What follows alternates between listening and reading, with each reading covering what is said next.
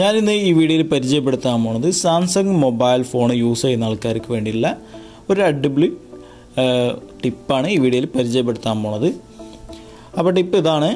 ഈ സൈഡിലൊരു ഇവിടെ എന്തോ ഒരു എഡ്ജ് മാതിരി കാണുന്നുണ്ടെങ്കിൽ ഞങ്ങൾക്ക് ഇവിടെ ഒരു എഡ്ജ് എന്തോ ഒരു സംഭവം ഇവിടെ എടുക്കാനുണ്ട്. അപ്പോൾ സംഭവം ഇതാണ്. ഇതിങ്ങനെ ഒന്ന് നീക്കി കഴിഞ്ഞാൽ ഇതാണ് എഡ്ജ് പാനൽ എന്നാണ് ഇതിൻ്റെ പേര്. അപ്പോൾ കുറേ മുമ്പുള്ള മൊബൈൽ ഫോൺ സാംസങ് മൊബൈൽ ഫോണിലൊക്കെ വന്നിട്ടുണ്ട് ഇങ്ങനെ എഡ്ജ് എടുക്കാനുള്ളൊരു ഓപ്ഷന്. അപ്പോൾ അതിൻ്റെ അകത്ത് ഈ ഒരു മൊബൈലിൽ ഇങ്ങനെ ഒരു സംഭവം ഇവിടെ സൈഡിലായിട്ട് എന്തോ ഒരു ബാറ് മാതിരി ഉണ്ട് നമുക്ക് കാണാൻ പറ്റും. ജസ്റ്റ് ഇതാ ഈ വിരൽ വെച്ചിട്ട് ഒന്നും കൂടെ ആക്കി കഴിഞ്ഞാൽ നമുക്ക് കിട്ടും. അപ്പോൾ ഇതുകൊണ്ടുള്ള ഗുണം എന്താണെന്ന് വെച്ചാൽ നിങ്ങളിപ്പോൾ യൂട്യൂബ് കണ്ടുകൊണ്ടിരിക്കുന്ന ടൈമിൽ നിങ്ങൾക്ക് പെട്ടെന്നൊരു സെറ്റിങ്സിൽ എന്തെങ്കിലും എടുക്കണം എന്നുണ്ടെങ്കിൽ ഇതാ ഈ എഡ്ജ് പാനൽ ഒന്നുകൂടെ നീക്കിയിട്ട് സെറ്റിങ്സ് ഇതിൻ്റെ അകത്ത് കിട്ടും. അത് ക്ലിക്ക് ചെയ്ത് കൊടുക്കുക. അപ്പോൾ സെറ്റിങ്സ് കിട്ടും.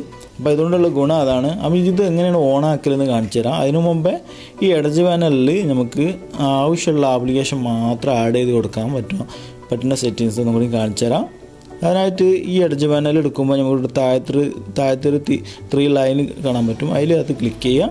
എഡിറ്റ് എന്ന് കൊടുത്തിട്ടുണ്ടോ അതിൻ്റെ അകത്ത് ക്ലിക്ക് ചെയ്യുക. അപ്പോൾ ക്ലിക്ക് ചെയ്യുമ്പോൾ നമ്മളിവിടെ കൊടുത്തിട്ടുള്ള ആപ്ലിക്കേഷനുകളൊക്കെ നിങ്ങൾക്ക് വേണ്ടെങ്കിൽ അത് ഒഴിവാക്കാനായിട്ട് ആ ആപ്ലിക്കേഷന്മേ ഓരോന്നും അങ്ങനെ ക്ലിക്ക് ചെയ്ത് കൊടുക്കുക.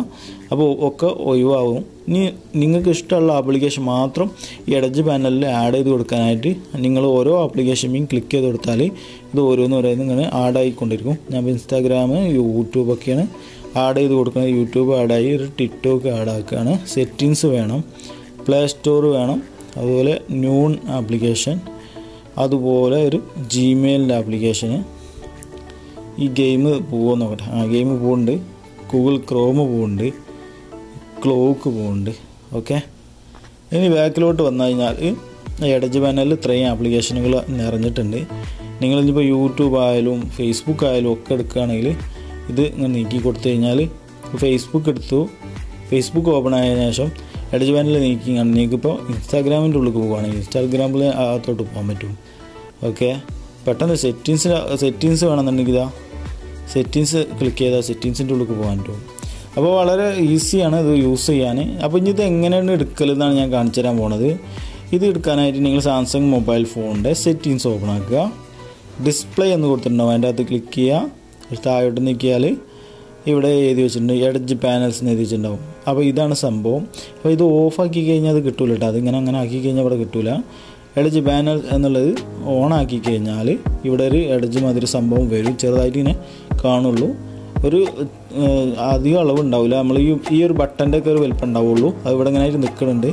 ജസ്റ്റ് കാണിച്ചത് അതാ നിൽക്കുന്നത്. ഇവിടെ ഇങ്ങനെ ആയിട്ടുണ്ട്. അപ്പോൾ ഇത് ഒന്നുണ്ടാക്കി കൊടുത്താൽ അത് കിട്ടുന്നതാണ്. അപ്പോൾ ഓക്കെ, ഈ വീഡിയോ ഇഷ്ടമായി ഒന്ന് ലൈക്ക് ചെയ്യുക. അതുപോലെ സബ്സ്ക്രൈബ് ചെയ്യാതെ ആദ്യമായിട്ടാണ് ഈ വീഡിയോ കാണുന്നുണ്ടെങ്കിൽ വീഡിയോ നിങ്ങൾക്ക് ഇഷ്ടമായി ഒന്ന് ലൈക്ക് ചെയ്യുക. തൊട്ടടുത്തുള്ള ബെല്ലേക്കിൽ ക്ലിക്ക് ചെയ്ത് ഓൾ എന്നുള്ള ക്ലിക്ക് ചെയ്താൽ ഞാൻ അയക്കുന്ന വീഡിയോ കൃത്യമായിട്ട് നോട്ടിഫിക്കേഷൻ വരുള്ളൂ. അപ്പോൾ ഓക്കെ, താങ്ക് യു.